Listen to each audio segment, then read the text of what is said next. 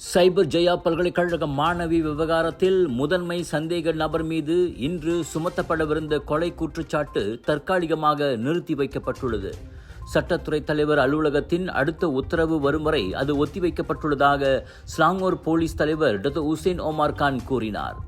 அடுத்த கட்ட நகர்வு குறித்து கூடிய விரைவிலேயே அறிவிக்கப்படும் என்றார் அவர். சந்தேக நபரான இளைஞன் செப்பாங் நீதிமன்றத்தில் இன்று கொலை குற்றம் சாட்டப்படுவான் என முன்னதாக உசேன் கூறியிருந்தது குறிப்பிடத்தக்கது.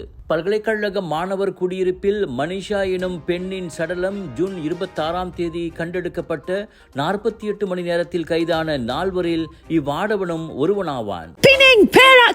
மக்களே, உங்களுக்காக அதிரடியாக கலர்ஸ் ஆஃப் இந்தியாவின் northern international Indian expo AEON week Penang Perai Seberang Jaya பினேங்கில் 9 ஜூலை தொடங்கி 13 ஜூலை வரை ஆடை அணிகலன்கள், ஃபுட் ஃபெஸ்டிவல், கலகலனு எல்லாமே ஒரே கூரையின் கீழ். மலேசிய கலைஞர்களுடைய படைப்பு, விஜய் டிவி புகழ் கலைஞர்களுடைய படைப்பு, இப்படி எல்லாமே தூள் கிளப்ப போதுங்க. 80% கழிவும் காத்துக்கிட்டு இருக்கு. Big sale, big discount. AEON week Penang பராய்.